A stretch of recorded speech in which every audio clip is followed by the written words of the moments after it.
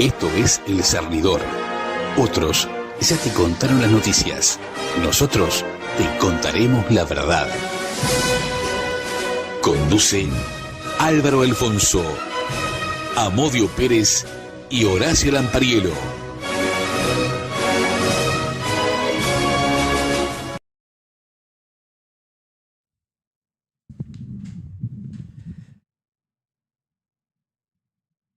Buenas noches, Uruguay. Con la presencia de Álvaro César Alfonso, Horacio Mario Lampariello, la asistencia técnica de Javier Caraballo y quien les habla, se pone en marcha el cernidor número 200, correspondiente al día 9 de junio del año 2025. Voy a hacer una precisión. También nos acompaña el fotógrafo Alcides, que viene para el programa número 200, voluntad propia. Nadie lo llamó, ¿no? ¿Verdad? Ahora sí, me miró como que lo corté en el chau. Son amigos para el recuerdo. Exacto. El 9 de junio, pero del año 1967, en El Popular, el vocero oficial del Partido Comunista, se publicó un artículo titulado La izquierda uruguaya ante la hora de América Latina. Ustedes recordarán que a la vuelta de nuestro último viaje de Buenos Aires, trajimos un documento del Servicio de Inteligencia argentino en el que se hacía referencia a la intención del Partido Comunista en el Uruguay de integrarse a un movimiento popular y luego intentar coparlo desde adentro. De acuerdo a los últimos acontecimientos internos dentro del Frente Amplio, parecería, digo yo, que parecería que ese momento, si no ha llegado, estamos muy cercanos. A ver, pongo la mano acá, ¿le parece? Que quiero agarrar la taza. Eso falta, mire acá. Están calentando los motores. Claro. En vida Mujica era a nivel diplomático el lío entre el MPP y el Partido Comunista. Ahora ya están en el campo de batalla. Ya hay armas de por medio. Sí, bueno, y hay armas de por medio. Tocando otro tema que parece otro tema, pero que puede estar relacionado internamente, a propósito de las actuaciones de la fiscal Sandra Fleitas, el señor Charles Carrera se hace el olvidado de que la fiscal Fleitas es la misma fiscal que resolvió muy rápidamente la falsa acusación contra Yamandú Orsi, aquella que le montaron dos señoras, entre comillas, una Romina Celeste, la otra no recuerdo el nombre. Ahora dijo que la mencionada, o sea, la fiscal, ha tenido manifestaciones públicas que denotan una clara afinidad ideológica con los partidos y las posiciones políticas de la coalición de gobierno durante el periodo 2020-2025. El olvidadizo, Charles Carrera, argumentó que esto no solo se trata de mí y del caso armado como venganza por haber denunciado la entrega del puerto, sino de las garantías que todos los ciudadanos debemos tener ante el accionar de los fiscales y que su actividad en redes sociales y en declaraciones públicas denotan su total falta de imparcialidad.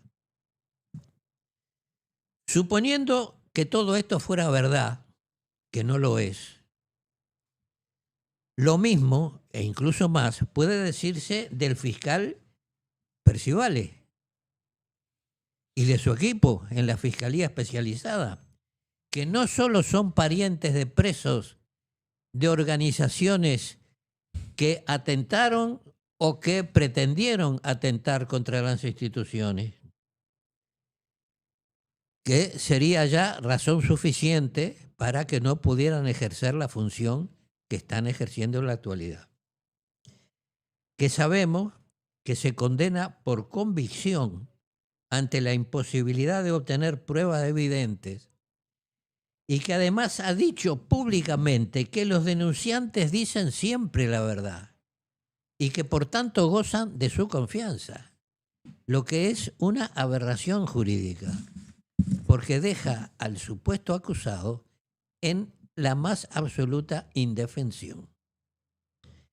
Yo puedo equivocarme, pero creo que la denuncia, ya que otro nombre no se le puede dar a las palabras de Percivale acerca de su traslado como fiscal de crimen organizado por el entonces fiscal general Jorge Díaz, por motivos, dice, que conoce, pero que son difíciles de decir, lo cual deja allí una incertidumbre que cada cual puede pensar lo que quiera sobre los motivos de su traslado, pero son de una gravedad manifiesta. ¿Por qué lo dice ahora y no lo dijo cuando el traslado? La comisión del Senado dice que lo citará para que lo aclare. Esperemos. Los peruanos se hacen una pregunta. Dice, ¿cuándo se jodió el Perú? Los uruguayos nos resistimos a hacernos esa pregunta de manera seria y preferimos esperar que las soluciones a nuestros problemas nos lleguen sin hacer el esfuerzo para buscarlas por nosotros mismos. Cada vez con mayor frecuencia oigo a quienes critican al sistema político que nos gobierna, esté en el poder o esté en el gobierno un partido u otro, repitiendo lo que la izquierda de los años 60 decía entonces, y yo incluido. Es como revivir aquellos años.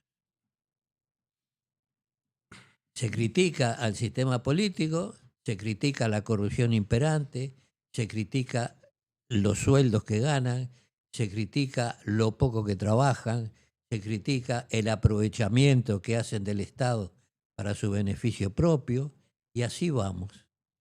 Quiere decir que la similitud acerca del funcionamiento del sistema político del Uruguay que imperó en los años 60 y en adelante, se sigue repitiendo hoy por gente que está en las antípodas de lo que preconizó el MLN en aquellos años.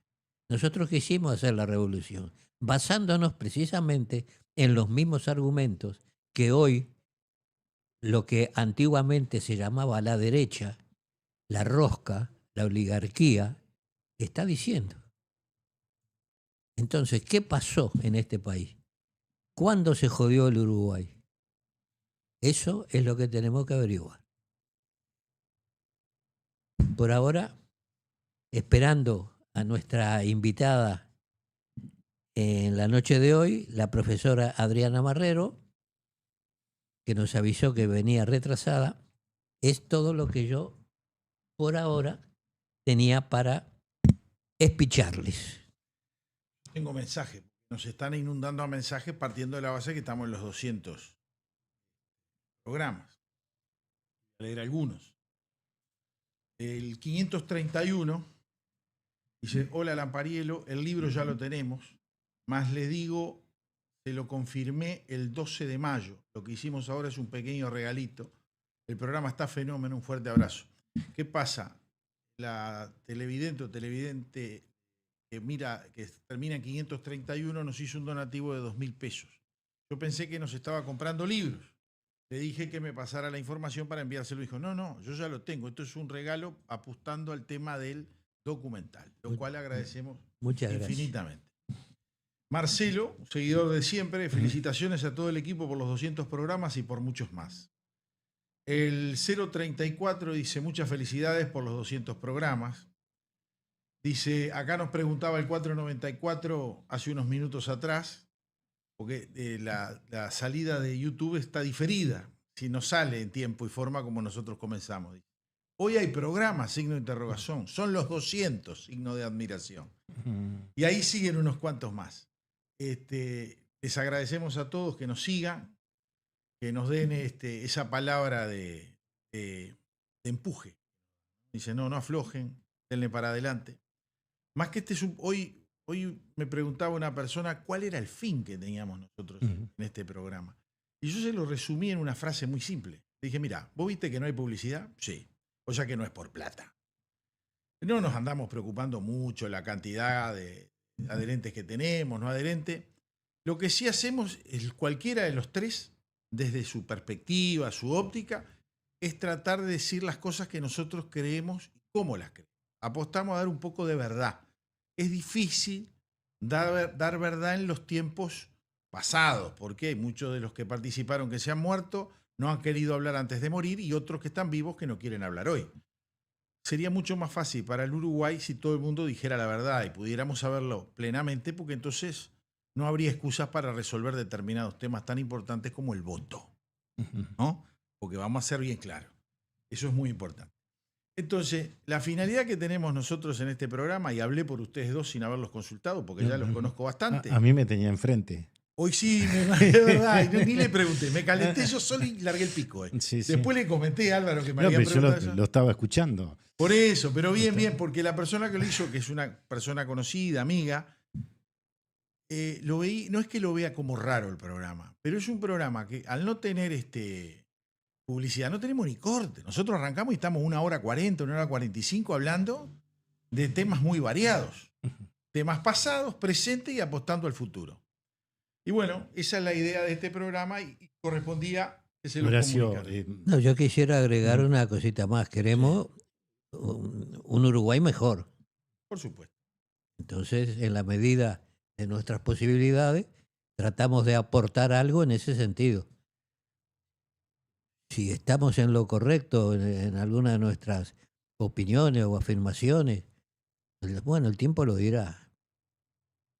Lo hacemos con la santa intención de que nuestras opiniones sirvan para hacer un Uruguay mejor. Pues. Es una cosa que todos dicen que quieren un Uruguay mejor. Sí. Sin embargo, cada vez peor. Exactamente, vamos. Cada vez peor. Lo dijo Álvaro.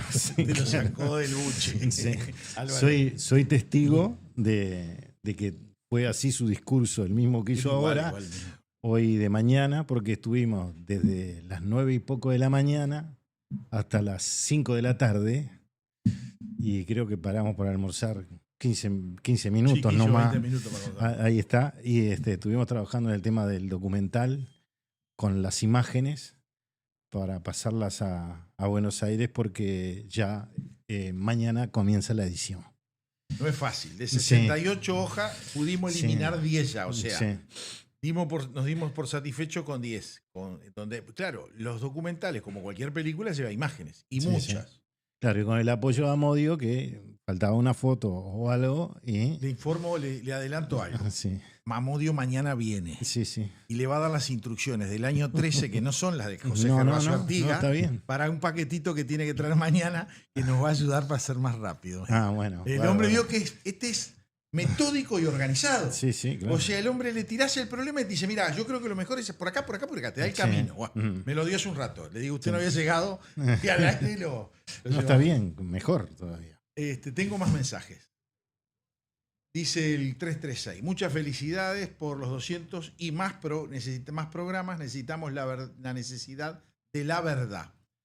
El 683. Sí, al respecto a lo que dijo Amodio. Sí.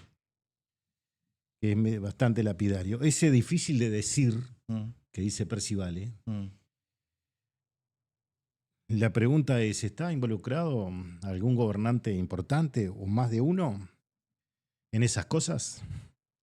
Porque de decir difícil para decir y no decir si hay alguien involucrado, sí o no. Y capaz que no directamente, capaz que es un familiar, directo, pero muy directo. Del involucrado. Claro.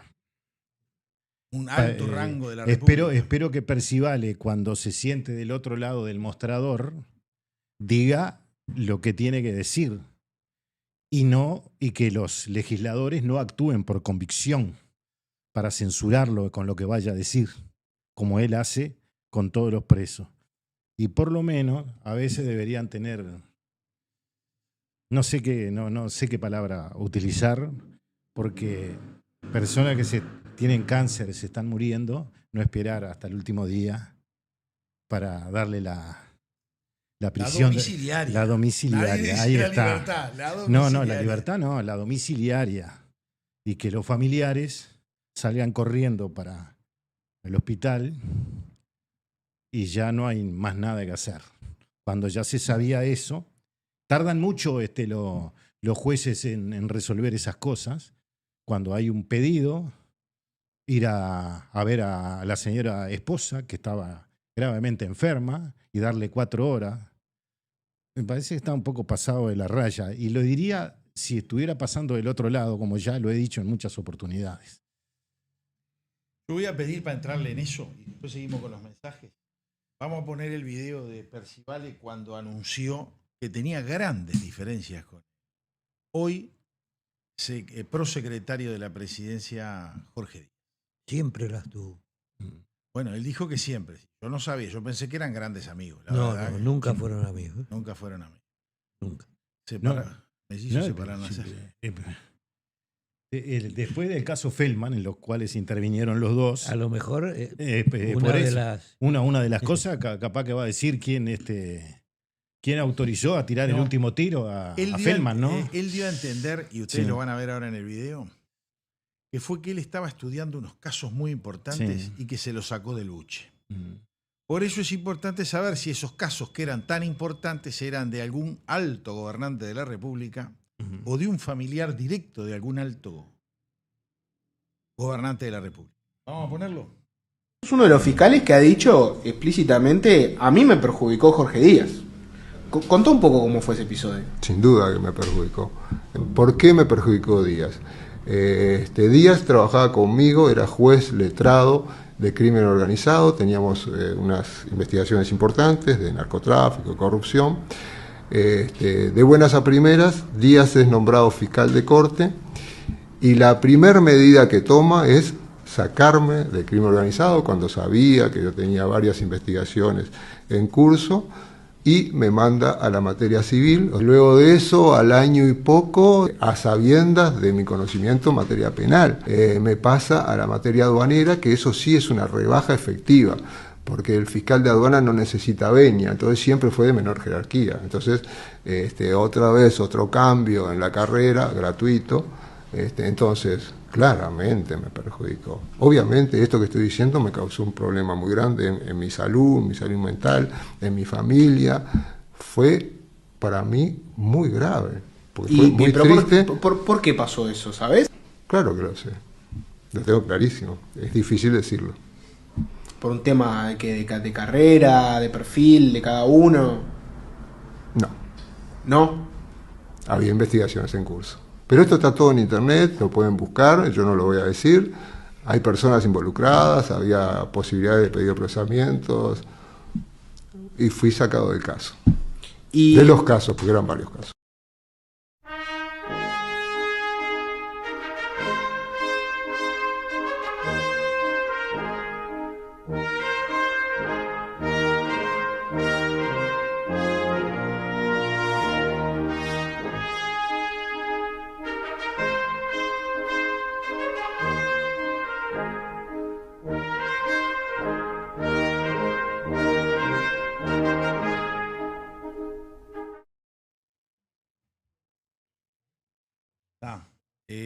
Bueno, en base a lo que estuvimos escuchando del audio, yo creo que no hay que aclarar nada, hay que esperar nomás qué es lo que pasa cuando lo citen ahora al Parlamento. Sí. Acá estuvieron abrazados en el caso Feldman, los dos, ¿no? Claro. Bueno, en realidad 3, porque fue el Triángulo de las Bermudas. Gómez. Ahí está, Feldman, Díaz y Gómez. Los hombres estrellas. Además, en la fiscalía. habla despectivamente cuando trabajaba conmigo de juez, ¿no? Una cosa como que el fiscal es un funcionario administrativo del Estado y nada más. Lo único que mete la cuchara en muchos lugares. No, y ahora más. Que molesta. La nueva legislación le permite ingresar a determinados puntos que antes no lo podía hacer. Vamos a ser honestos.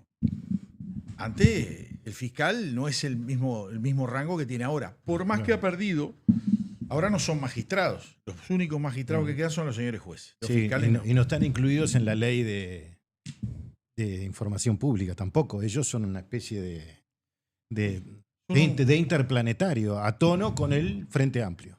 Con el gobierno. Seguro, no, claro, con el Frente Amplio, porque debe gobernar en 2 galaxias, una en este planeta y en algún otro planeta, porque decir que hubo 80 anuncios de gobierno en estos 100 días... Déjenlo que eso lo vemos después. Tengo algunos artículos. Le doy el título nomás. Sí, para un ratito. El 683 dice, buenas noches, gracias por estar. Yo al firme, como siempre, con el programa. He aprendido mucho de don Amodio. Un ejemplo, abrazo a Horacio y a Álvaro. Leí 2 de sus libros. Debería de haber gente como ustedes, 3 en el gobierno y no la manga de incapaces que tenemos. Como ustedes quise poner. Acá hizo aclaración, yo lo leí. Después tenemos el 069. Yo los busqué y siempre los recomiendo. Tiene razón el señor Amodio Pérez. Queremos un país libre y transparente. Está lindo la discordancia entre Percivales y el otro. Después te dice el 494, dice, hoy falleció un capitán retirado en prisión, estaba en cuidados paliativos, horrible. Cuiden a Amodio, que esa tos no me gusta mucho. No, Amodio, este es un fierro. Este es Bueno. Nos puede llegar a llevar, no creo que nos gane, pero nos puede llevar ahí contra el palo. O sea que imagínate cómo viene la mano. Caminaba con el menisco roto y vos lo querías lastimar del todo y yo era el que lo defendía todavía. Decía, este hombre no. Se nos queda. Dice así el 363, dice, un abrazo por los 200 programas, espero que antes de los 300 alguno de los escasos de info como yo pueda tener elementos para entender lo que pasa en el Uruguay. Esto es como cuando en nuestras clases nos queríamos que terminara la hora, los 45 minutos con profes crack. Amodio y compañía son esos señores que no queremos que termine la clase. Gracias y por muchos programas más. Vamos arriba el cernidor. Percival dice, investigaba a Gonzalo Fernández y sus favores con los hermanos Peirano, dice acá, el 494. Buenas noches y felicidades. Eso es un poroto al lado de lo que es. Sí, claro. Qué maldad la suya. Sí, me levanta el centro para que yo abra el pico. Sí, no, claro. Sí. No me haga abrir el pico. Bueno. Buenas noches y felicidades por los 200 programas a uno de los faros de luz para conocer la realidad de nuestro país. Sigo esperando la llegada del libro. Tiene razón, un pecado mío. Tiene que pasarme, por favor, la dirección. No, la tengo acá, en San José de Mayo. Le pido 1000 perdones por esa falla. Una chambonada suya, no pasa nada. El único libro que me dejó colgado, es lo peor de todo, y le tengo que pedir perdón. Claro. El 383 dice, felicitaciones por el programa, llegar a los 200, es verdad, se agradece. El señor Humberto dice, felicitaciones a los 3 por los 200 programas, saludos para el trío Humberto. Y ahora le voy a dar la palabra a don Amodio para que presente a la invitada. Hablando de clases. Bien, qué bien. Nos acompaña la profesora Adriana Marrero, doctora en Sociología, magíster en Educación, licenciada en Sociología y profesora de Educación Media por el IPA. Fue profesora titular grado 5, efectiva full time en la Facultad de Humanidades y de Ciencias Sociales de la Universidad de la República, lógicamente, a la que renunció a fines de 2019 por un acoso laboral que nos dice ella que duró 20 años. Yo, Adriana, había hecho una pregunta que se hacen los peruanos, ¿cuándo se jodió el Perú? Y entonces yo lancé al aire, ¿cuándo se jodió el Uruguay? Y quizás lo vivido por ti nos sirva para encontrar la respuesta a esa pregunta. ¿Cuándo se jodió el Uruguay? Bueno, yo creo que nosotros tenemos una visión muy autocomplaciente sobre lo que es el Uruguay del pasado, ¿no? Y tenemos la idea de que en aquellos tiempos todo era fantástico. En aquellos tiempos, igual me remonto a fines del siglo XIX, comienzos del XX, todo era fantástico, todo era estupendo, pero son comparaciones que recién cuando las hacemos con relación a otros países nos damos cuenta de que estábamos bastante rezagados, ¿verdad? Y aquella reforma vareliana de 1877 fue una reforma que fue evidentemente un paso adelante, pero que igualmente fue una reforma que, excepto en lo que tenía que ver con primaria, que fue lo que la reforma tocó, sacándosela a la Universidad de Montevideo en aquel momento, porque la universidad se encargaba de primaria, de secundaria y de terciaria, fue una reforma positiva, pero que dejó al resto de la universidad en una situación de atraso, directamente. Es decir, de atraso, a ver, para hacernos un poco una idea histórica, ¿no? Nosotros hoy tenemos, digamos que 3 modelos de universidad. La universidad, bueno, teníamos la Universidad Francesa, con unos protocolos muy estrictos, muy formales sobre lo que debía ser un universitario, etc. Después, posteriormente, aparece el modelo al cual nosotros queremos parecernos, que es un modelo el modelo humboldtiano, que se funda en el año no estoy diciendo mal, 1810, con la fundación de la Universidad de Berlín, que es la universidad más antigua de Berlín. Estamos hablando de 1810. Y era una universidad que es el tipo de universidad que nosotros ambicionaríamos a tener hoy en día. Es una universidad fundada en la investigación, fundada en la libertad de cátedra, en la libertad curricular, donde las personas ven los cursos que están disponibles y eligen los cursos que quieren tomar, y donde los profesores tienen total libertad para decidir qué van a enseñar y cómo lo van a enseñar.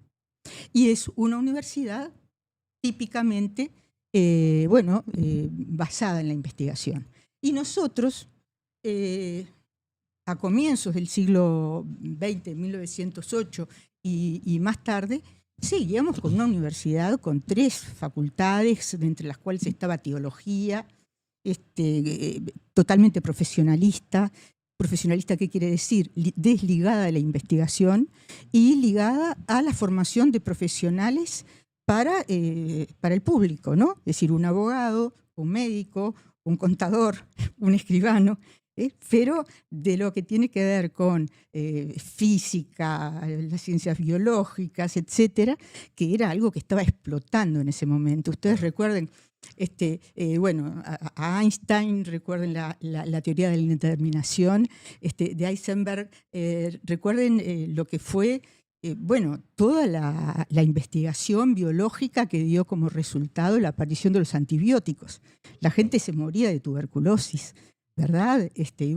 Tuvo que aparecer la streptomicina y tuvo que aparecer la penicilina. Y ese era un siglo que nosotros ya estábamos viendo, ¿verdad?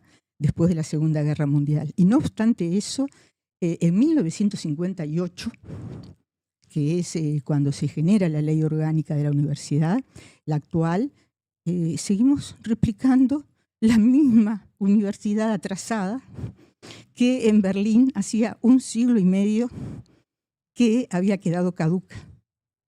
Es decir, una universidad de espaldas a la investigación, de espaldas al conocimiento nuevo, que seguía formando doctores entre comillas, porque ni siquiera eran doctores, que seguía formando abogados, psicólogos y lo que a la gente se le ocurra estudiar, porque no hay política alguna. Es decir, no hay... hay un discurso en la universidad muy antimercado, ¿verdad? Pero no hay una universidad que esté tan pendiente del mercado como la Universidad de la República, porque les da exactamente lo que quieren. Si 500.000 de personas quieren estudiar psicología, van y estudian psicología. Claro. ¿Verdad? Es una decir, locura. Es un dislate porque, bueno, la universidad tiene que estar de alguna manera alineada con un proyecto de desarrollo para el país, que para un país de estas características no puede ser sino basado en la ciencia, en la tecnología, en la aplicación tecnológica a la producción, como puede ser, por ejemplo, la ingeniería genética, pero también la producción de software, también, en fin, lo que se te ocurra, ¿verdad? Investigación en absolutamente todos los campos. Y entonces, en el 58, cuando éramos, bueno, ya no éramos más campeones del mundo, es decir, habíamos sido campeones en el 50, pero estábamos en los 50 y nos creíamos los genios por tener esa mamarracho de ley orgánica que tenemos hoy, que además es una ley totalmente cerrada porque no se puede modificar. Es decir, no se puede modificar porque no previó, es una ley rígida que no previó que en el futuro podía haber otras facultades, otros lugares para generar conocimiento. Entonces, todos los organismos que están previstos en la universidad están atados al número de consejeros que había en ese momento. Entonces, bueno, ahora se crearon 6 facultades más y la gente que va como representantes de esas facultades tiene voz pero no tiene voto. Y bueno, y además de otras cosas que podremos hablar ahora, ¿no? Pero ya me fue esto a quemarropa, entonces déjenme hacer un pequeño paréntesis. Ahí está, para decir entramos en el tema suyo. Sí, para decir que estoy muy agradecida por la invitación, en el honor de que, bueno, de que aparte haya coincidido con los 200 programas. Y que vengo acá después de muchos años de cancelación, ¿no? Es decir, la cancelación en este país es pura y es dura. Y por otro lado, que vengo acá, y esto quiero que quede muy, muy claro, no a criticar a la universidad, aunque sí la voy a criticar, sino a... Usted va a dar su verdad. Bueno, yo no creo en mi verdad o en la verdad del otro. Yo creo que la verdad es una. Bien. Es decir, yo no soy relativista. Es decir, yo creo que sí, que puede haber distintos puntos de vista sobre algunas cosas, pero a la hora de la verdad, bueno, hay fechas y esas fechas son incontestables. Sí, sí. Hay hechos que son incontestables y son, y bueno, no es una cuestión de mi relato o el otro relato. Todo eso sirve para los relativistas que, teniendo poder, quieren imponer algo que no fue verdad. Bueno, pero si usted tiene relato y prueba, se transforma en una verdad. Yo tengo pruebas. No, yo avisé que venía con un biblioratito y todavía tuvimos que ajustarlo porque había que ajustar los micrófonos. Yo tengo pruebas. Si no íbamos a quedar colgados. Yo tengo pruebas, pero no vengo a mostrarla toda porque va a ser muy aburrido, pero tengo pruebas. Pero por lo menos nos va a contar claro, cómo fue su situación. Claro, por supuesto. Y siguiendo con esto, también quiero decir que, como explicaba hace un ratito sobre la Universidad Humboldtiana, etcétera, a mí la idea de universidad me encanta. Es decir, que haya universidad, que haya posgrados, que haya investigación, que haya enseñanza, que haya un lugar donde gente de los más humildes orígenes pueda llegar a estudiar y a llegar tan alto como pueda, con esfuerzo, con dedicación, con ciertas facilidades que da la universidad. Eso es valiosísimo. Entonces yo soy una defensora de la educación pública. Y no por esto ataco a la educación privada. Creo que la educación privada es otra cosa, simplemente está para la gente que puede pagar. Pero soy una defensora de la educación pública porque hay gente que no puede acceder.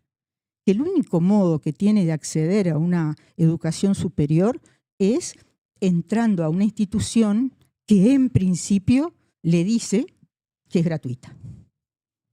Lo dice la Wiki, que la Wikipedia dice que es gratuita. Y no lo es. No lo es.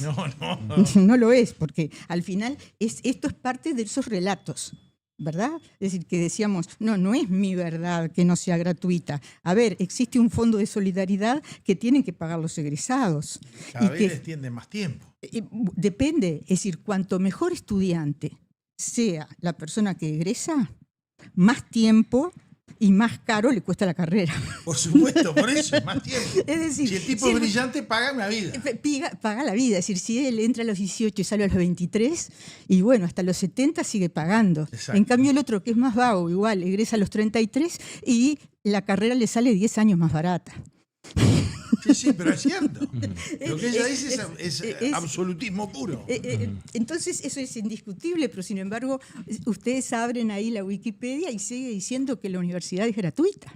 Pero es que sale más barato para la persona inteligente o que tiene la capacidad de poder estudiar y no trabajar, ir a la privada. Porque el de la privada no paga. A ver, yo lo digo así. No paga el fondo de solidaridad. Claro, es carísimo. Claro, yo digo así. La universidad es gratis. Lo que es carísimo es el último examen. El último examen empezás a pagar como El último examen. Empezás a pagar como un fenómeno. El último examen. Entonces, si te vas a dar el último examen a una universidad privada, te soluciona el problema. Y lo hace. Lo hace.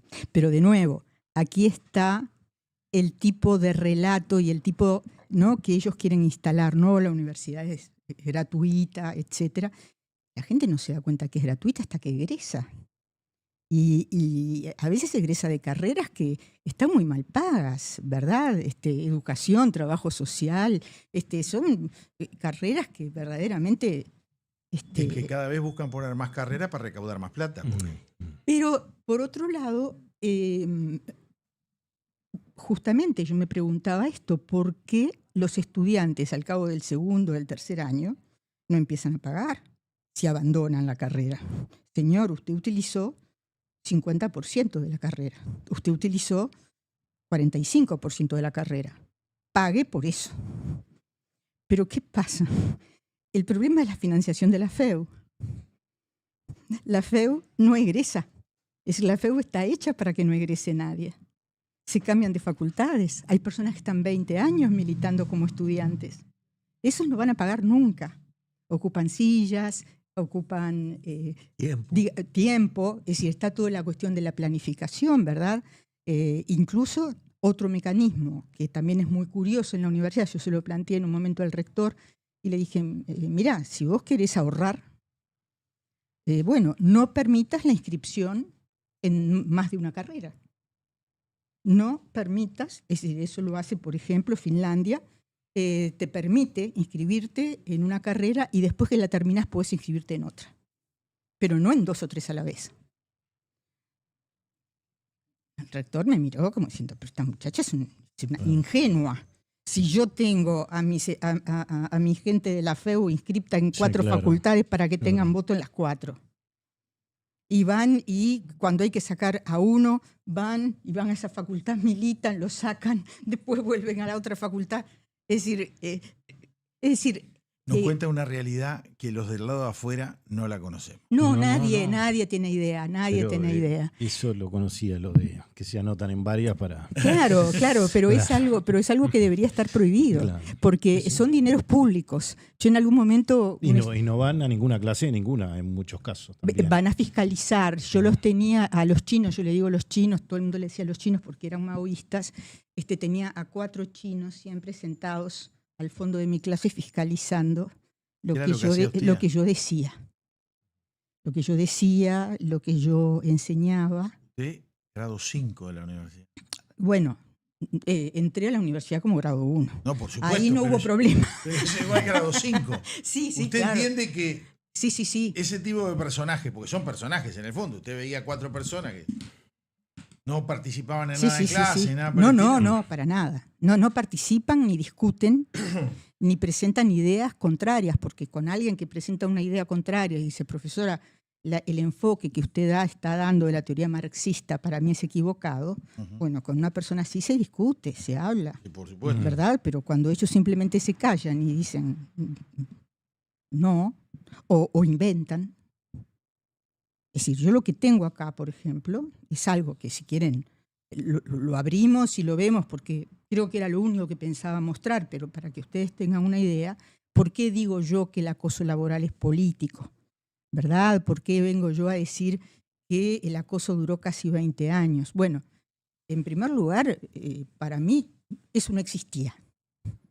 ¿verdad? Es decir, para mí la universidad era un lugar maravilloso, era como llegar al paraíso, al mundo del conocimiento, y bueno, aparecían unos profesores, venían otros, siempre uno notaba ahí, bueno, alguna flecha, pero bueno, era todo parte, digamos, de la cosa, sociología, es decir, con unos personajes, yo qué sé, sociología es una carrera que siempre se asoció con la izquierda, ¿no? La revolución, claro.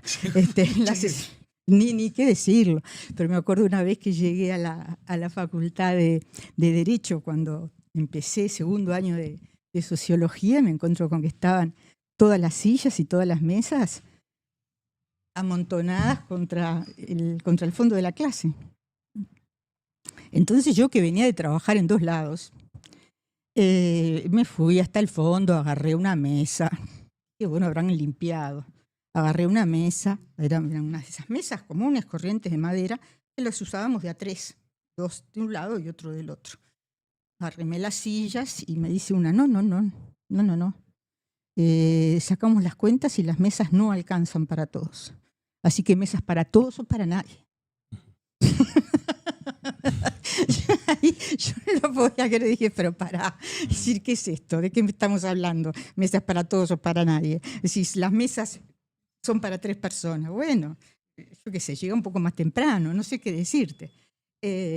Entonces, bueno, era un poco ese tipo de espíritu, ¿verdad?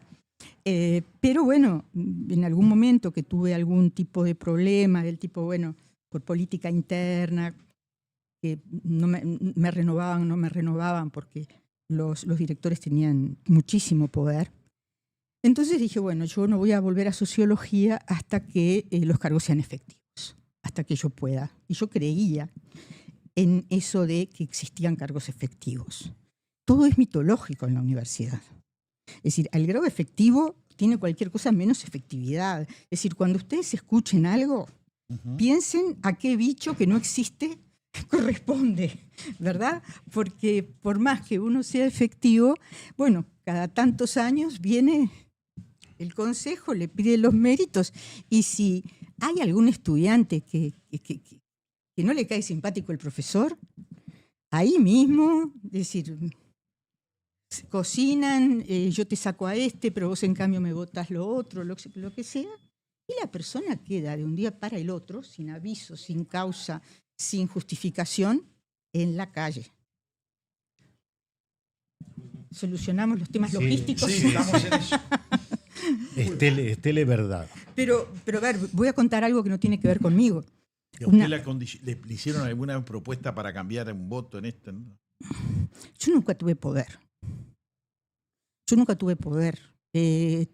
Cuando digo nunca tuve poder, significa nunca fue mi ambición en la universidad ser decana, ser directora. A mí me gustaba investigar y enseñar. Yo era docente. Y si hoy extraño algo de la universidad es no poder dar clases. Es lo único que extraño. Y lo extraño. Una vez fui directora del Departamento de Sociología y Economía de la Educación en Humanidades y me la hicieron a cuadritos. Pero me la hicieron a cuadritos justamente por cuestiones de este tipo, de índole político. Es decir, yo no podía, es decir, no era mi destino llegar alto. Pero no era mi destino porque había gente detrás mío que ellos sí eran los elegidos. Entonces, yo era grado 4, grado 5, pero bueno, el cargo que ellos le querían dar, el grado 5, se lo querían dar a mi grado 3. Entonces, todo era, por ejemplo, una cosa que está totalmente prohibido por estatuto. El estatuto es otro animal mitológico, es decir, está lleno de mitología. Nada de lo que dice el estatuto luego se cumple. Que bueno, me ponían como director del departamento, siendo grado 5 a un grado 3. ¿Y qué va a hacer el grado 3? Tratar de sacarme el cargo. Obviamente va a tratar de sacarme el cargo. ¿No? Es decir, ¿cómo voy a ser yo subordinada de un grado 3? Estatuto, no se cumple. Y para darte este otro ejemplo, el ejemplo que te quería dar de otra cosa que lamentablemente fue verdad, yo renuncié a la universidad. Pero el caso que quiero contar es el de una profesora, grado 5, decana,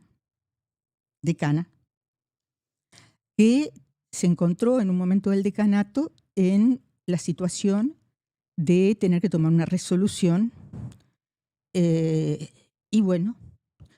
una resolución que era totalmente legal.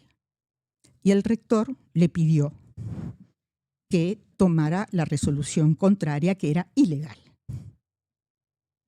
La decana optó por la legalidad y tomó una resolución que perjudicaba a alguna gente, que perjudicaba a media docena de estudiantes, pero digamos, los perjudicaba porque no caían dentro del marco legal, ¿verdad? Sí. Para darle el título. No habían cumplido con los requisitos para darle el título. Era así, ni más ni menos, ¿no? Como si a vos te quisieran dar un título y no terminaste primaria, ¿no? Y cuando la profesora, está bien, ella hizo lo que quiso. Cuando la profesora dejó el decanato y presentó la renovación de su cargo por 5 años, de un día para el otro, en ese consejo se votó que quedaba fuera, que no se lo renovaban. La profesora no tenía edad jubilatoria, no tenía causal jubilatoria, no había sido advertida de nada, por lo tanto se fue a la calle. A la calle, una profesora grado 5, sin causa alguna. ¿Por qué? Porque sí. Y por suerte, la señora, la profesora, era una profesora, una persona que estaba casada, cuyo esposo trabajaba, y le podía dar manutención y cobijo y vivienda. Pero si no lo hubiera estado, se quedaba literalmente en la calle. Es decir, ¿y eso qué es? Eso es violación de derechos humanos. Exacto. Es decir, yo me pregunto el PIT-CNT qué dice de estos gremios, que además son los gremios los que votan. Son gremios amarillos, les digo yo, ¿no? Sí, es claro. decir, vamos a hablar claro. Están para la patronal. Son la patronal. Exacto. Son la patronal. Entonces, esta no hizo lo que yo le dije que hiciera, afuera. Afuera y que los demás barbas en remojo, ¿no? Sí. Porque eso no es una dictadura, pero sí es una autocracia, donde las normas parecen bellas de nuevo, ¿no? Llenos de buenas intenciones, todo es, ¿no? El cogobierno, la autonomía. Ni la autonomía es autonomía, ni el cogobierno es cogobierno, ¿verdad? No, tienen autonomía. Sacan la plata del Parlamento, la usan como quieren. Eso es autonomía. El problema es cómo la usan adentro. Ahí está la autocracia. Bueno, yo tengo una diferencia con eso. A ver. Yo invito a la gente que esté escuchando el programa a que vean mi Facebook. Yo tengo un Facebook que es en el único lugar donde publico. Ya no publico más en el lugar donde no me paguen. O en lugares donde me maltraten o me echen, porque llama a Topolansky y si Topolansky dice que me echan, no. Mi publicación, no la última, sino la anterior, versa sobre esto, sobre el tema de la autonomía universitaria.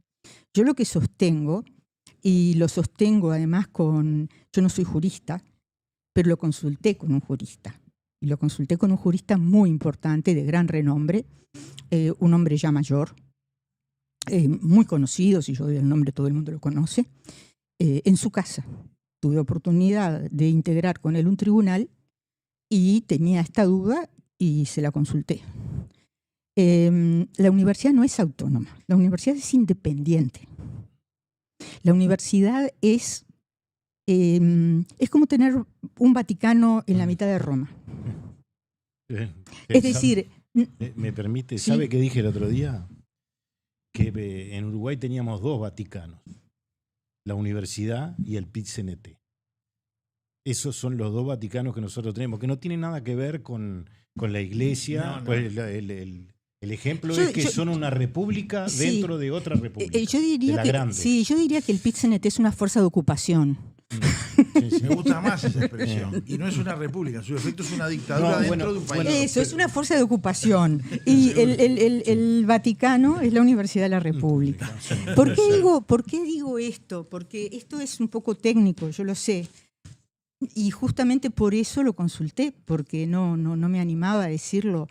Si ustedes se fijan, esto salió a raíz de que en El País se publicó, País o Búsqueda, da igual ya, que el 18 de junio se reúne la Asamblea General del Claustro para nombrar al nuevo rector. 3 candidatos. 3 candidatos, ahora dicen que 4, no se sabe muy bien. Falta el humo nomás ahí. Ni humo sale, ni humo, no sea cosa que alguien se entere quién es. Sí. Entonces lo que yo le preguntaba a este profesor es, mire, hay algunos entes autónomos que son entes autónomos especiales, que son los entes autónomos con más autonomía, que son los entes del 220 de la Constitución. ANEP, básicamente, vamos a hablar de la ANEP, que es mucho más fácil de entender porque la gente tiene más contacto, y la Universidad de la República. ¿De dónde sale la autoridad de la ANEP? ¿Por qué nosotros le prestamos atención a lo que piense Pablo Caggiani hoy, o en su momento Robert Silva, en su momento Germán Rama, no sé quién haya sido? Porque esas personas, la integración de la ANEP, del Consejo Directivo de la ANEP, tiene que ver con un procedimiento constitucional que ata esos nombramientos a la soberanía popular. Dice la Constitución de la República, la soberanía reside en la nación. Claro. ¿Qué es la nación? Los ciudadanos votando. A veces. Ya pasó con 2 leyes y bueno, ya está pasando ahora. ¿No? Bueno, claro. Pero votamos igual. Sí. Es decir, permítanme la licencia, así sigo el razonamiento. Entonces, el Poder Ejecutivo lo que hace es enviar unos nombres que son de su confianza al Senado para que el Senado, que nos representa, dé la venia por 2/3 de mayoría, ¿verdad? Para asegurar de que, la representación sea amplia.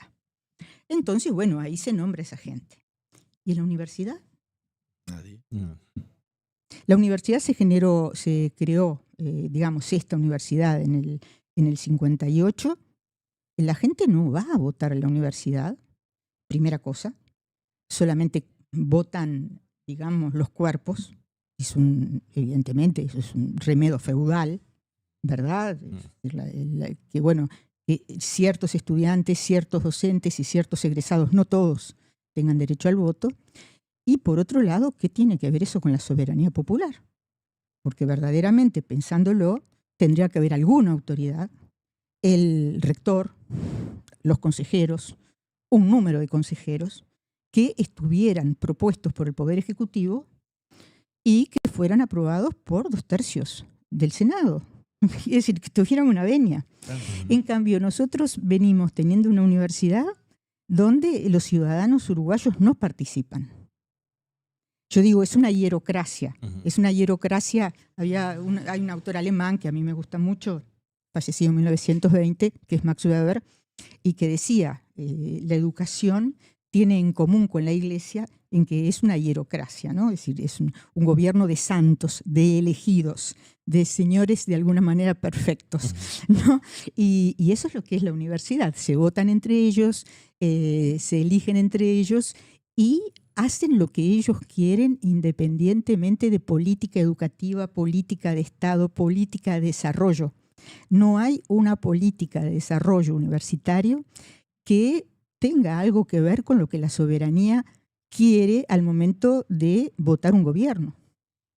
Entonces, esto cuestiona no la autonomía. Yo no tengo ningún problema en que una universidad pública sea autónoma como es autónomo el CODICEN, ¿verdad? Pero se sabe que el CODICEN va a seguir ciertas políticas. Y cuando uno vota a un determinado candidato y a unos determinados legisladores, es porque espera que hagan ciertos cambios en la educación, en la política educativa. Existe un control parlamentario, además. Existe control parlamentario. Nosotros acá podemos desear lo que sea, Pero, como decía una vez alguien que intervenía en un programa radial, para mí la universidad es una parada de ómnibus. Me subo al ómnibus y pregunto, ¿para en la universidad? Y nada más. Es decir, esa es la relación que tengo con la universidad. Y bueno, y ese es un problema, es un déficit, déficit técnico, es un déficit político que tiene la universidad. Y lo más curioso es cuando yo le pregunto a este jurista, a ver, piénselo, y le costó porque tuvimos que ir, lo tiene tan naturalizado, que bueno, tuvimos que ir por ejemplos y por aproximación sucesiva, y cuando se dio cuenta me dijo, pero qué problemón me dejó. Esto lo tengo que pensar. ¿Qué problema me dejó? Y también, porque simplemente solo sé que no sé nada, también lo consulté con un politólogo, un profesor grado 5, experto en universidad, y también quedó perplejo con la diferencia de que él, bueno, pero viene de la ley del 58. Le digo, bueno, sí, pero nosotros también tenemos una constitución del 67, pero no seguimos gobernados por los mismos que ganaron en el 67. ¿No? Es decir, los gobiernos se renuevan. Entonces, allí hay un problema. Entonces, no se trata de autonomía, que de nuevo la autonomía técnica yo la respeto. Digamos, hay muchas universidades que funcionan bien con la autonomía. No así el cogobierno. No así el cogobierno. El cogobierno también es defectuoso.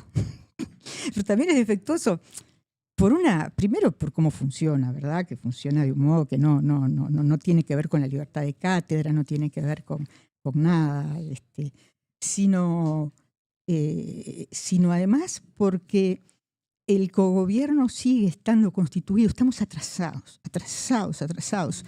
Sigue estando constituido por estudiantes de pregrado, por muchachitos de 19 años, que lo ignoran todo sobre la vida. Cuando verdaderamente las puntas de flecha, los lugares centrales de las políticas universitarias pasan por los institutos de investigación de más alto nivel, donde se forman doctores. Los estudiantes de doctorado, los profesores de doctorado, si no son profesores de planta de la universidad, no votan, ni opinan, ni integran órganos. Entonces, y sin contar con el otro problema, ¿verdad? Una cosa es que participen estudiantes, egresados y docentes, habiendo una conducción política nacional, como es el BPS o como es la propia ANEP, que tenía representantes docentes, pero con una conducción política que responde políticamente ante la autoridad política. Acá no hay nada. No hay nada. Tiene razón ella. Ahí son independientes. Le sacan la plata al país de al lado, que somos nosotros, todos los que pagamos los impuestos, para manejarlo ellos como quieren. Simple. La república más grande alimenta a la más chica. Por eso yo decía, acá yo hablo de la república de la universidad. ¿No? Es decir, no es la Universidad de la República, es la República de la Universidad. Es una república. Y yo a esta gente, a los candidatos los conozco a todos, pero los conozco a todos de haber conversado con todos. Y yo no sé qué decir. Que la fuerza nos acompañe. ¿No? Porque el país está en el... estamos muy mal. Algo que le quería preguntar. Sí. Por favor, pregunten. Pregunten. Si esta taza estuviera llena de agua y hay otra gota, ¿cuál fue la gota que a usted lo llevó a renunciar? En el año 2013, en el año 2004, yo quiero situar en el año 95 yo entré a Humanidades. Humanidades es una universidad, una facultad terrible, y di un concurso de grado 3, yo sola contra mí misma. Era un lugar donde yo no quería entrar. Pero llamaron ese cargo 3 veces, Sociología de la Educación, yo tenía buen perfil, circunstancias. Y cuando salí con el grado, habiendo aprobado, me di cuenta de que los profesores no me salían y no me saludaban, no me hablaban. Me estaban dando el grado, pero no me hablaban. Y cuando veo el acta, dice el profesor, voy a decir porque total, el profesor Faraone considera que este proyecto le da demasiado peso al mercado. Al mercado. El proyecto, voy a decir de qué es, porque finalmente fue mi tesis doctoral. Era bachillerato, era un estudio sobre el bachillerato y ver qué expectativas había desde los estudiantes para hacer para adelante, dónde trabajar, dónde estudiar, y del otro lado, qué expectativas tenían los empresarios sobre el bachillerato sobre el bachiller que salía y qué expectativas tenían los universitarios sobre el bachiller que recibían como universitarios. Es decir, la gente, en principio, si no pertenece a la aristocracia, tiene que trabajar. Exacto. No, Sí, nace en cuna de oro exacto. Y no se pela antes. Obvio, pero allí tienen esa idea, ¿no? De que estar en contacto con el dinero o estar en contacto con el trabajo o con el gallito Luis es algo como vergonzante o es algo que degrada a la educación, ¿verdad? Que tiene que estar desprovista de intereses materiales y no sé, no sé qué pretenden los intelectuales que iban en un barril. Lo cierto es que yo fui bastante sorprendida a mi casa y busqué en el Word, puse los 30 páginas del documento en el Word y busqué la palabra mercado, no figuraba ni una vez. Porque yo no uso la palabra mercado. Yo uso la palabra mundo del trabajo. Porque hay una parte del trabajo que se dirime mercantilmente, oferta, demanda, pero hay otra que no. Si yo me pongo a trabajar con mi papá arreglando las motos en el taller de mi papá, yo ahí no salía al mercado, ¿verdad? Es decir, estoy trabajando, si una cosa es el trabajo, otra cosa es el empleo, ¿no? Son cosas como diferentes. Y bueno, eso ya empecé bastante enrarecida.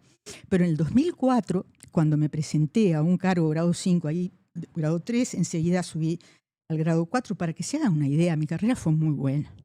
Yo entré en el 89 como grado 1 y egresé en el 89, ingresé en el 89 en la universidad como grado 1 por concurso y 10 años después era grado 4 efectiva con dedicación total. Eso es muy rápido.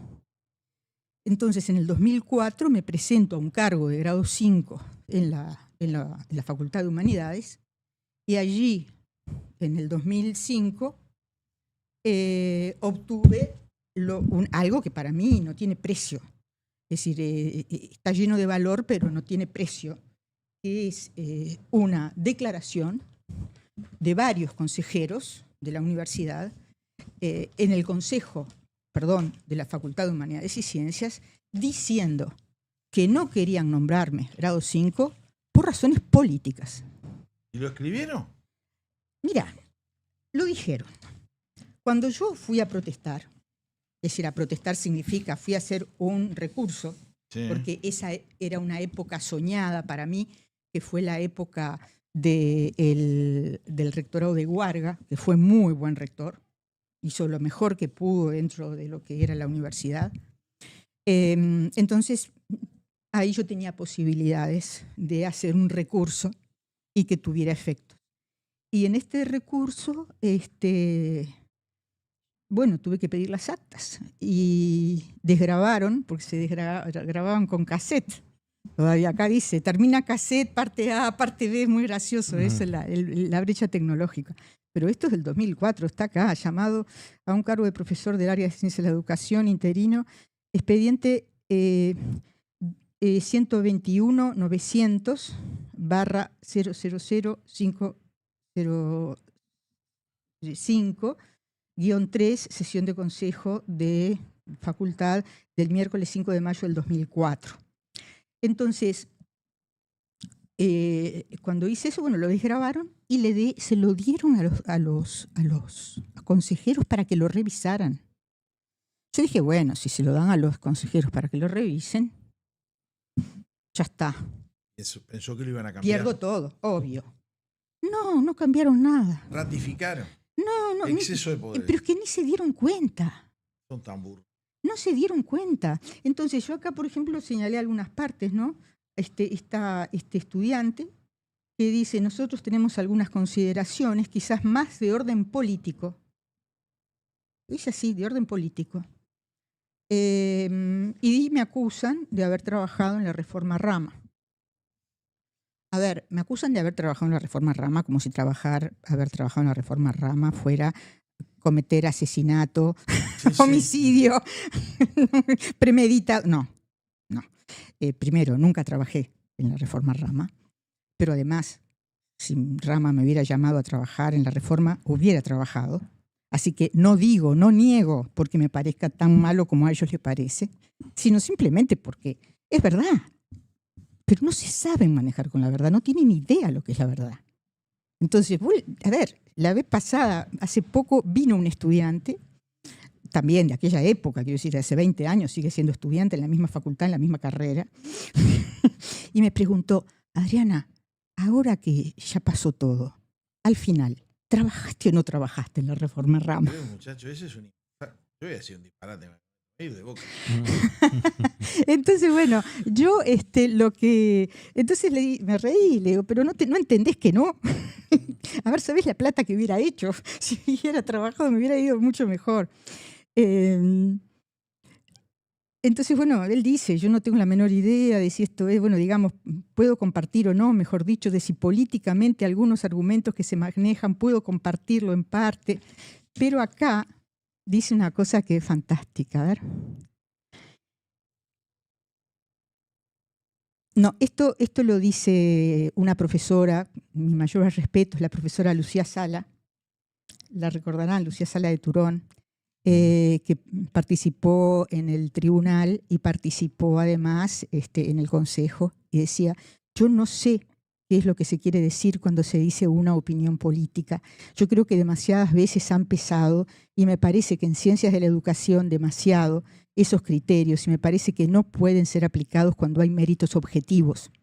A nosotros se nos llama, se nos pide, trabajamos bastante, se hace un informe, y a mí no me parece que eso se pueda hacer en este sentido diciendo, bueno, por razones políticas.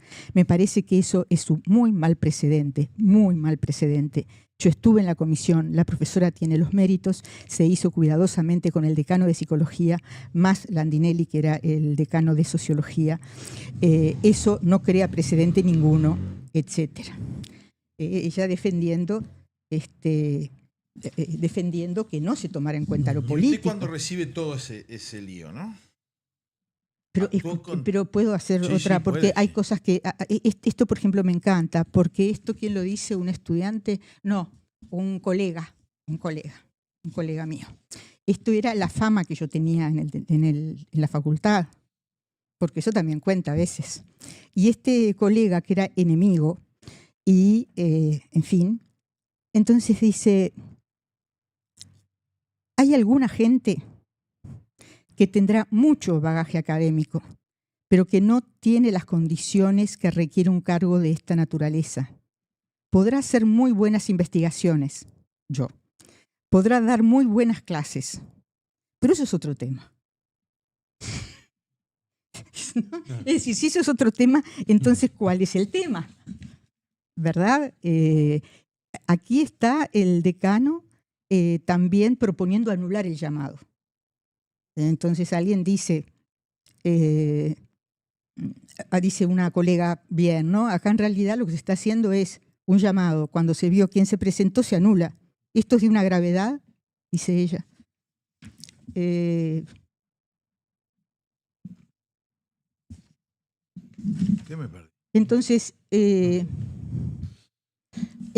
otra vez la misma profesora. Yo personalmente creo que en esta instancia no confío en que se tome como criterio sistemáticamente para la designación de cargos académicos, criterios académicos, porque si la regla de juego son otras, me preocupa mucho a lo que puede llevarnos desde el punto de vista de la calidad académica. No son cargos políticos, son cargos académicos. Yo no entiendo cómo puede pasar. Lo escriben. No, pero no solo eso. ¿Cómo puede pasar que para resolver un cargo académico voten, por ejemplo, estudiantes? Exacto. chiquilines que no tienen nada que ver y que no saben nada. Pero pueden ser brillantes. Yo no los voy a jugar si saben o no saben. Yo digo que están en el lugar equivocado, en las resoluciones equivocadas. Porque, ¿qué le pueden decir a usted? Los que pueden decir son sus pares. Ellos pueden decir, por ejemplo, si hay un profesor que se presenta después de 5 años y después de 5 años de estar cobrando, no escribió un artículo, no dio un curso, no fue a un congreso, pueden decir, mire, le pagamos a esta persona para que escriba, para que publique, para que dé clases. No ha hecho nada. Entonces no estamos pero eso normalmente lo deberían decir sus pares y el decano. Por supuesto. Diga, y acá, profesora, ¿no? Para leer lo último, ¿no? Sí. Para leer lo último, esto lo dijo también el estudiante, que era maoísta. Las personas pueden tener, sí, porque me reconocen todo, mucha formación. Pueden haber ido al extranjero. Tiene todas las oportunidades, muy bien, perfectamente. También la tiene con mucho poder atrás de los títulos, tiene reconocimiento internacional, con quien quiera. También lo tiene Germán Rama, pero por suerte Germán Rama está muy lejos de acá y se pone a hablar de Germán Rama. Pero a mí me reconoce absolutamente todo. Y esto se vota finalmente en negativo. Acá dice Sala, ¿no? Lo académico se juzga con lo académico, la discusión ideológica se hace con ideas, no podemos aducir razones políticas. Totalmente. ¿Cómo salió la votación? Y la votación salió, porque yo no me acordaba, 4 en 12 negativa. Es decir, 4 a favor y 8 en contra. Y 8 en contra. Y bueno, así está la Universidad de la República. Entonces, o la República de la Universidad. Entonces yo mandé, hice el recurso y en el recurso, por suerte, jurídica, porque estaba Guarga, dice, miren, aquí en este expediente lo único que no se discutió es si la profesora tiene o no méritos. Claro. Discutan si tiene méritos y después vuelven. Seguro, vamos a punto cero. Claro. Vamos a foja cero. Lo otro no importa. Y me lo dieron finalmente. Pero esto, para mí, es la prueba de que esto es político.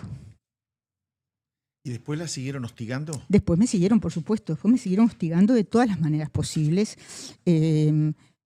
De todas las maneras posibles.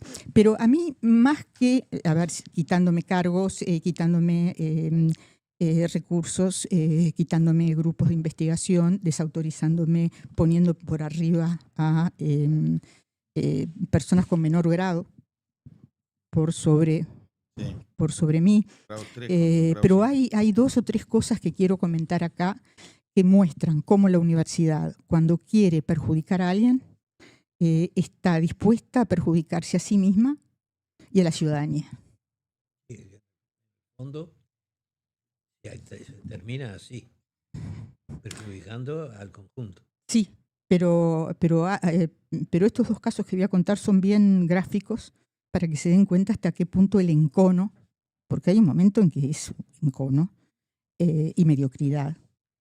Bueno, como las armas limpias no alcanza ponerme enfrente a otro profesor para que concurse conmigo, porque yo le gano.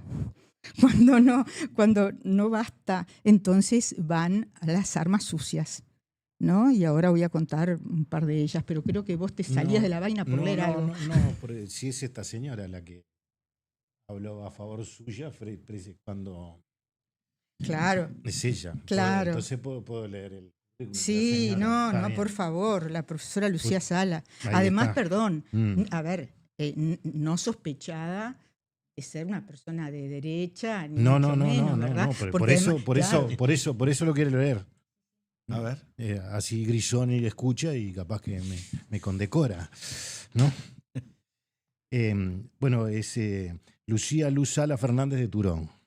Bueno, nació en el año 1925. Este es un libro viejo, ¿no? Sí. Es activísimo miembro del Comité Departamental de Montevideo del Partido Comunista, profesora de enseñanza secundaria. En 1950, los estudiantes del Liceo Departamental de Florida solicitaron al director del mismo la eliminación de la reseñada lista de profesora luego de serios incidentes provocados por la actividad proselitista. Es decir, que a ella mismo le había pasado esta situación. Y ella lo nombra. Dice, ya vivimos esto. No podemos hacerlo en el sentido contrario. Ahí está. Bueno, después afiliada al Comité de Intelectuales Pro Candidaturas y Programas Comunistas, oradora del Partido Comunista. Y esto llega hasta el año 1958, este libro, porque fue candidata a la Cámara de Representantes del Partido Comunista. Es decir, que lo mismo que le había pasado a la señora. Sí, ella fue destituida, claro, ella fue destituida. Quiere decir que de alguna manera recibiste el apoyo de alguien que estaba en las... Pero no solamente de en la vereda ella. de enfrente, Claro, sí. no, a ver, en la vereda de enfrente, yo lo voy a aclarar, yo era militante, porque aparte de todo eso, bueno, la izquierda, a ver, yo era en aquel momento militante muy activa, porque trabajaba mucho, de la vertiente artiguista. Es decir, yo fui fundadora de la vertiente. Documentos que se escribieron sobre educación eran de mi pluma. Cuando la vertiente, bueno, a ver, a Enrique Rubio yo le tengo respeto. Ahora, cuando, bueno, Arana, había gente allí que cuando la vertiente abandonó, digamos, son las elecciones internas, y saca Carámbula como candidato para terciar entre Danilo y Mujica, yo voté a Danilo Astori, no voté a Carámbula, y luego cuando vi que era inevitable que la vertiente con Brenta y con Ortuño se iba para el lado del MPP, pedí pase para la 21-21 y me fui para ahí.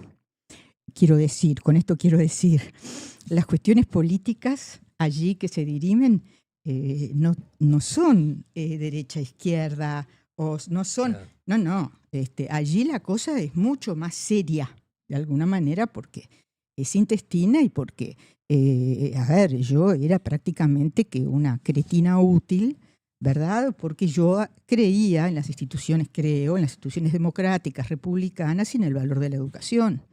Dar una clase allí era negar, para ellos, negar que el único modo de mejorar la educación fuera derrocar al régimen capitalista para llevar al socialismo. No podía haber buena educación dentro del capitalismo. Entonces yo tenía que hablar a favor de la revolución. Cuanto peor, mejor. Exacto. Entonces era una cuestión muy intestina, pero también es verdad, yo vi a personas que eran claramente de partidos tradicionales, que estaban sentadas, daban clases porque no había otra persona que pudiera dar esas materias, estaban en el corredor sentados. No tenían un lugar en su departamento para estar sentados. Es decir, totalmente excluidos.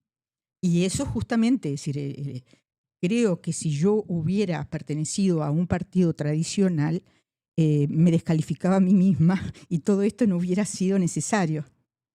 Porque son esos lugares donde dicen, es blanca o es colorada, y entonces... O sea que si la gran mayoría ahí son todos fascistas. No, pero las corrientes internas dentro del frente... Son mucho más fuertes. Exactamente. Son mucho más fuertes. Es mucho más fácil que un frentista concilie con la con CGU, un rival de un partido tradicional. Claro, es más fácil que la FEU se siente a conversar con la CGU que, alguien me hablara y me dijera, mira, Adriana, a ver cómo arreglamos esto.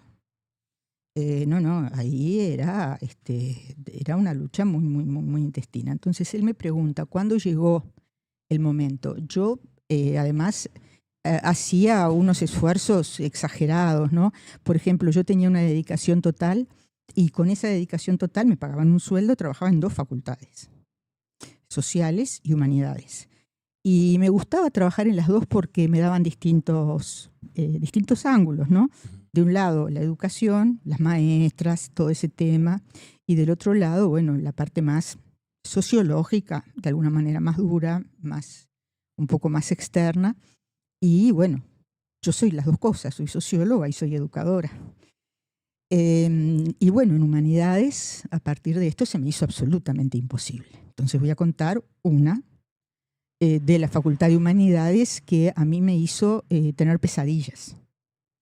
Porque parte de mi problema, y que fue un problema que me llevó buena parte de la salud, yo terminé renunciando porque estaba muy, muy mal de salud, fue la desilusión de lo que era la universidad. En una ocasión tenía un trabajo en Rivera y el rector me pide que quería desarrollar un diploma de educación en Tacuarembó. Había mucha gente, profesores, profesoras, maestras que querían hacer algo más, mejorar, y pobres, vivían en Tacuarembó. No, todo dicho. Entonces, bueno, sí, yo me puse, hice un programa, un diploma, que se iba a ser llevado, incluso traje un profesor español para que diera un curso, que lo dio, y el programa era un lindo programa de diplomado, y lo daba la Facultad de Ciencias Sociales en parte y la Facultad de Humanidades en parte, y las dos facultades tenían que aprobarlo. Pasó por Sociales, aplauso, perfecto, estupendo, sensacional, pasó por Sociales, de ahí fue a Humanidades. Y en Humanidades yo veía que el expediente no entraba al consejo. Y un día fui a hablar con el decano. Pedí audiencia, ¿no? Adolfo, ¿qué pasó con este diploma? ¿Qué? ¿De qué me hablas? Porque, ¿qué? Sí, mirá, del expediente tal. A ver, entonces se inclina así, perdona, hacia la derecha, abre un cajón, mira y dice, ¿este expediente? Y yo le digo, no sé, a ver, miré, sí, este. Adriana, este expediente no va a salir. Pero no lo vas a pasar por el consejo, no va a entrar al consejo, no va a salir. Bueno, pero ¿tiene algún problema? Lo arreglo. Hablaste con Rafael, con Guarga. No, esto no va a salir porque va a ser un mérito para vos. ¿Y cómo que va a ser un mérito para mí? Sí, porque si esto sale, esto es un mérito para vos. No, Adolfo, sacale mi nombre. Sacale mi nombre, ponele el tuyo. Ponele el nombre que quieras. Pero la gente ya tomó un curso, no la podés dejar en banda. No podés dejar a esa gente sin ese diplomado. Vos viste, se inscribieron como 50 personas. No podemos dejar a esa gente sin el diploma. Sí. Ahora sí, porque te interesa la gente. No, esto no va a salir. Lo dejó ahí. ¿Y no salió? No salió. ¿Dejó a la gente tirada? Dejó a la gente tirada. ¿Rafael cuánto el señor ese? No. Rafael Guarga, no. ¿Cómo se llamaba? Adolfo Lizainzín. Era el decano en ese momento. ¿Decano? Bueno, el decano ese fue tremendo, me hizo las 1001. Y bueno, y yo tenía pesadillas porque yo no podía creer que un decano de la Universidad de la República fuera tan indiferente con gente necesitada, ¿verdad? Porque era gente que no podía ir, evidentemente, ni a Stanford, ni a Oxford, ni a no sé dónde para estudiar educación. Necesitaban algo ahí. No salió. Hubo un momento en que, bueno, este hombre se fue, afortunadamente, y vino otro que, ¿qué querés que te diga? Que después fue el presidente de ANEP por poco tiempo, que fue Seoane, cuando con el gobierno de Mujica fue presidente de la ANEP, y él era filósofo, era colega de mi ex marido, y había estado en casa, teníamos buena relación, pero los estudiantes le pidieron mi cabeza, que para que le hicieran, digamos, a cambio de paz. Y un día me llamó y me dijo, mirá, Adriana, tenés que ir de acá. Y cuando un decano te lo plantea así, te vas. Te vas. porque cosas, digamos, no puedes estar en un lugar donde un decano te dice que tenés que ir. Era un grado 5, yo renuncié a ese grado 5, tenía un grado 4 en sociales y me quedé sola en sociales. Y ahí, bueno, evidentemente, yo también me puse en una situación de vulnerabilidad porque, bueno, los chinos, es decir, el mismo que acá había hablado de temas políticos, un día lo vi cruzar la calle, lo vi cruzar 18 de julio y entrar a la facultad. Dije, estoy frita. Este viene por mi cabeza. Y tal cual, en el 2013, cuando le preguntaba qué fue, en el 2013 yo tenía que renovar mi grado 5 porque había también ganado el grado 5 en sociales. Hay poca gente que ande ganando grado 5 así, ¿no? Pero bueno, yo lo hacía. Entonces, me tenía que renovar, entonces yo presento lo que tenía. En un año y medio, tenía bastante para hacer un año y medio. Tenía 3 artículos publicados, congresos, un libro publicado. Estaba muy bien. Y en el consejo me acortan el periodo de renovación. Es una sanción. En lugar de renovarme por 5 años, me renovaron por 3 años. Es una sanción. Y lo peor es que es una sanción que solamente se puede tener una vez durante el grado. Quiere decir que si dentro de 3 años yo volví a hacer lo mismo, es decir, me volvían a hacer eso, yo quedaba como la decana, afuera, sin causal jubilatoria, etc.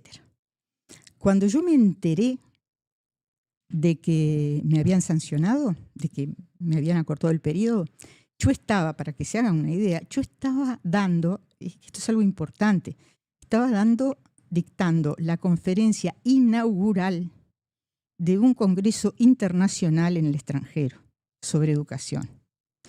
Las conferencias inaugurales y las conferencias de cierre son las más importantes.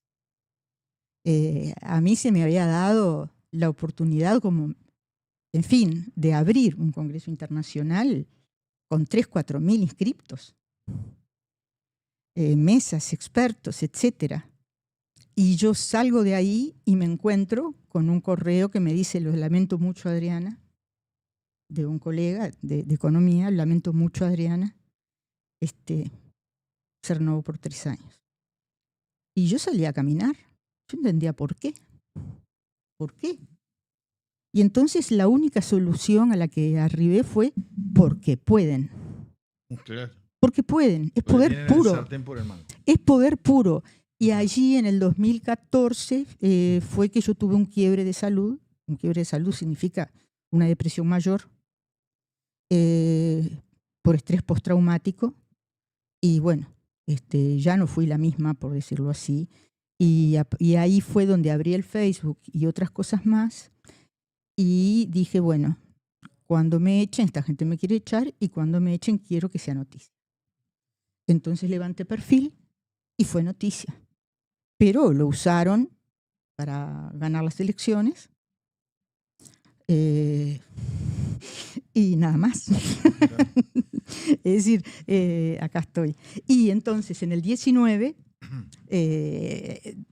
cuando terminó renunciando, porque del 14 al 19 fue un despropósito. Tenía un grado 1 y me gritaba. Me sacaban la materia, yo había ganado el grado 5 para dar una materia, me prohibían dar la materia. Y si yo no daba esa materia, que era Sociología de la Educación, porque no les gustaba lo que yo decía, yo no llegaba al mínimo de horas necesario para que me recontrataran. Claro.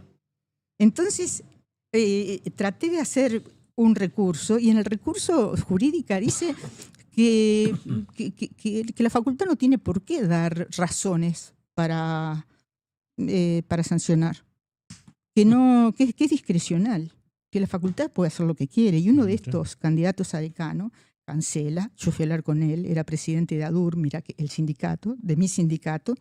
Me dijo, no, la universidad puede hacer lo que quiera. Puede eliminar tu cargo, te puede sacar a vos, puede echarte. Él también, ¿no? No, él no. No, bueno, digo, a él sería bueno. Era el presidente. Bueno. Entramos en el redondeo absoluto porque nos tenemos de tiempo. Sí. Yo voy a decirte una cosa. ¿viste cuando ustedes empezaron a jugar a la guerrilla en el 60 y pico, todo eso? En vez de ir a robar banco, ¿por qué no agarraban a todos estos muchachos que están de vivo, los apretaban un poco, como hacían con los jueces? Porque muchos de ellos estaban con nosotros. Claro. ¿Viste? No, ¿Viste no, pero además, porque es inmoral lo que no, hacen a... sí, pero claro. además, no fue a mí Claro. sola. Pero a ver, las peleas a cadenazos en la Facultad de Derecho, Claro. acá y allá, ¿entre quiénes eran? Claro. Entre una gente de izquierda y otra gente de más izquierda. Es decir, eran unas cosas. Exactamente. Pero me dejas Sí. contar una, Sí, una pero una que es así. Yo estaba bien, era muy respetada en el extranjero, lo soy todavía, pero bueno, ya he dejado. Y traigo para la Universidad de la República un proyecto que era en total para todas las universidades, era un proyecto internacional con 20 universidades europeas y latinoamericanas, de 3 millones de euros. Y a la universidad le tocaban aproximadamente 150.000 euros. Y el equipo era mío, es decir, era para mí, para mi equipo. Y por supuesto, de esa plata, una parte va para la universidad y otra parte va para la facultad. Punto. Es decir, es así, corresponde, ¿verdad? Toda la infraestructura, etc. Entonces, la decana se negó a firmar. No quería firmar el acuerdo. Y después lloran que no hay plata. Era plata. Que se mueran de hambre. Era plata. Entonces yo hablé con otra gente, le escribieron de la UNAM, le escribieron de la Susana Mayo, ¿no? Le escribieron desde la UBA, le escribieron desde otros lugares para forzarla a firmar. Y firmó, pero después no ejecutó. Le dijo a la contadora, vos no haces nada con esto. No se ejecutó el proyecto. Yo, como tengo palabra, lo hice igual gratis. Y sin equipo. Lo hice, pero no lo ejecutó y la plata se perdió toda. Entonces, ¿cómo la universidad es capaz de perjudicarse a sí misma, de perjudicar a otra gente, con tal de... Una vergüenza. Yo voy a hacerte una pregunta. En la Facultad de Humanidades existe un archivo, no recuerdo ahora el nombre, que tiene en su interior el llamado Archivo Cámpora. El Archivo Cámpora es un archivo absolutamente tendencioso. En el mismo Archivo Cámpora hay una nota de su recopilador inicial, David Cámpora, que dice que el MLN le quitó su apoyo para la realización del archivo porque él estaba investigando demasiado y que él había destapado algunas ollas podridas que olían mal. En ese archivo, con el título de Las Memorias de Amodio Pérez, hay un libro, un supuesto libro que yo no escribí Casi en nunca. todos lados. Eso Que es yo no escribí famosísimo. absolutamente Sí. jamás. Es más, yo tengo el original del archivo, del manuscrito que motivó la escritura de ese falso libro, que no tiene absolutamente nada que ver con el que se conoce como Las Memorias de Amodio Pérez. Yo estoy aquí. Antes podían decir, bueno, Amodio no estaba en el Uruguay, anda a saber por ahí, a lo mejor lo escribió. Pero yo estoy aquí y he dicho varias veces que ese libro es falso, que se ha publicado. Lo publicó Mate Amargo, lo publicó Hugo Fontana, lo publicó Jorge Mario, lo publicó la editorial Arca, como Las Memorias, autobiografía de Amodio Pérez. Yo siempre he dicho que eso es falso. Estoy con las pruebas. No te contestan.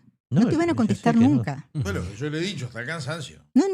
Es decir, pero igual que esto, yo puedo venir acá con una lista, explicar lo que hizo Rodrigo Arocena, explicar lo que ¿Usted hizo. sabe lo que pasa? Que usted viene acá o va al Facebook y da las novedades y usted le abre la cabeza al ciudadano común. La importancia es que la plata que recibe la universidad sale del rico, de clase media y del pobre que paga el IVA. Que nunca va a entrar a la universidad. ¿Está bien? Que sí, porque aparte por momentos hay gobiernos que les gusta que entre todo el mundo para decir, yo tengo mi primer hijo No, o nieto. no, pero no va a entrar. Y además, a ver, por ejemplo, ahora leí como gran noticia, la Universidad de la República se cuela entre las 1000 primeras universidades del mundo. Es una tragedia. Es una tragedia. Yo lo leí y Es dije decir, lo mismo que usted dijo. pero Esto es una vergüenza. esto es una tragedia. Es decir, hay que estar entendiendo. A ver, Dicen que venimos bien en Sudamérica. Argentina, Lejos y varios cuerpos. todavía. Argentina está en el lugar 50. Es decir, la UBA está en el lugar 50. México está, a ver, la universidad, la UNAM, están, es decir, México, la UNAM, La Plata, están todos, bueno, La Plata no me acuerdo, pero están todas antes del 100. Nosotros, con el monopolio, con el monopolio, porque ellas todavía compiten. Las primeras 5 Con el son monopolio. norteamericanas. Y no sé si siguen de largo, pero las primeras 5 son gringas.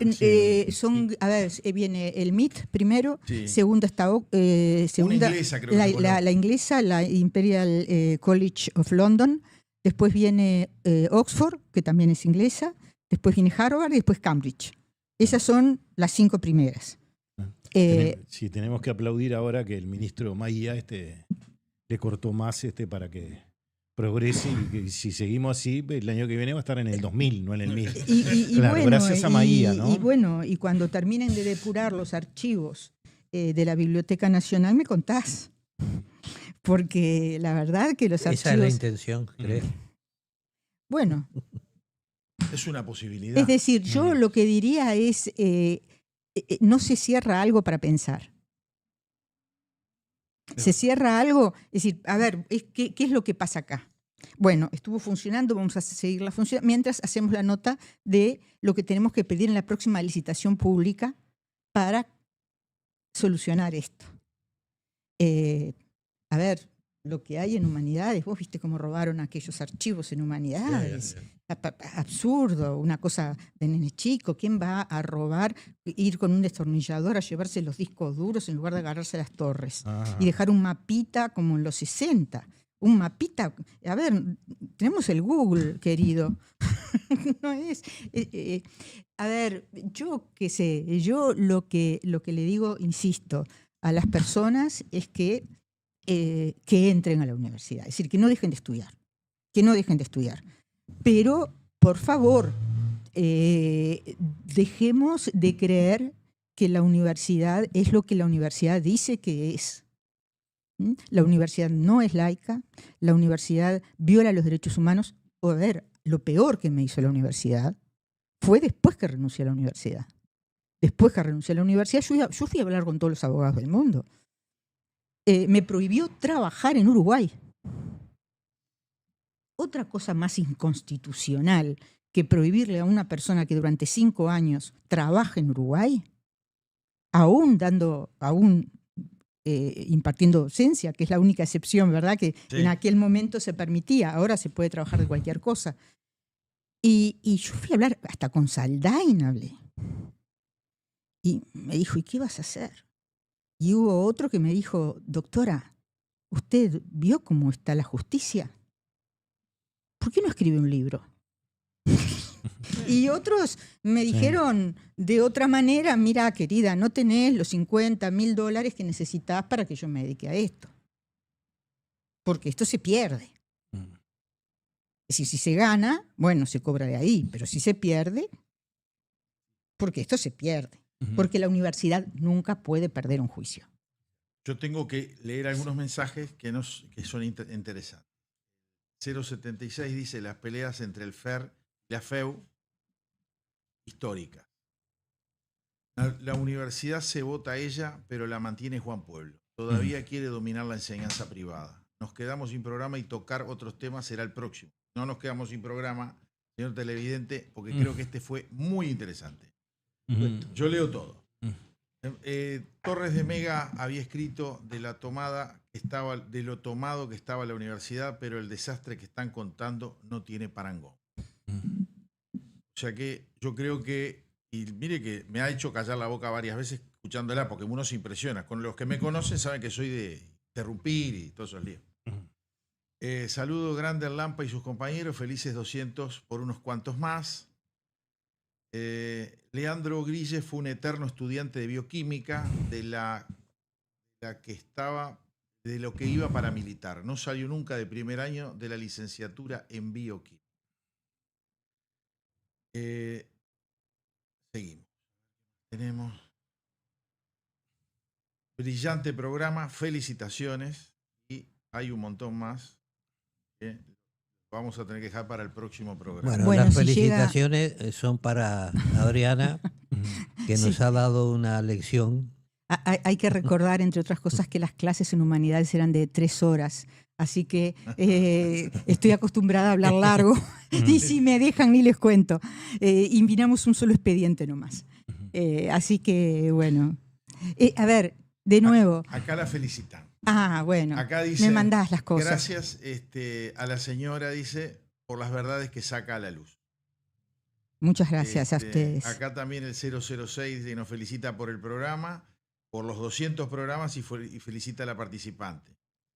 Dice, un placer escucharlos, son brillantes, por favor, cuiden a Modio, estoy terminando mi segunda carrera universitaria y puedo dar fe de que la universidad es tal cual como dice la profesora. Saludos, el 285. Después tenemos felicitaciones por los 200 primeros programas. Si mal no recuerdo, esta señora estaba en la tertulia del señor que no conocía a Conexión Ganadera y se portó muy mal con ella. Sí. Bueno, él lo llamó Lucía. ¿Ah, sí? Lo llamó Lucía. Para sacarla de ahí. Sí, y yo fracasé con total éxito. ¿Por qué? Te cuento por qué, porque fue muy gracioso. Me gustó eso. Sí, fue muy gracioso. Yo que tenemos algo de audiencia, por lo menos se meten en el tema. La cuestión fue así. La última vez que estuve, había que tratar el tema de Lucía Topolansky, que había dicho que si ganaban los blancos, iba a pasar lo que en Chile.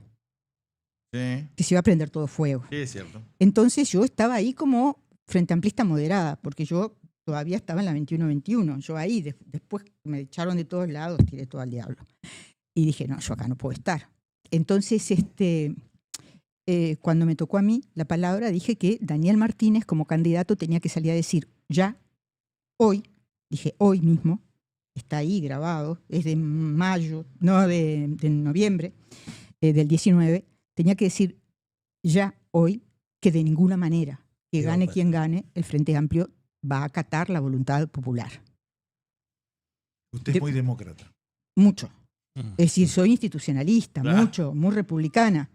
Entonces, bueno, ardió Troya y después en una entrevista me llamó Emiliano, me dijo de todo, y me mandó a pasear y en febrero le hizo una entrevista a Lucía y Lucía le recordó.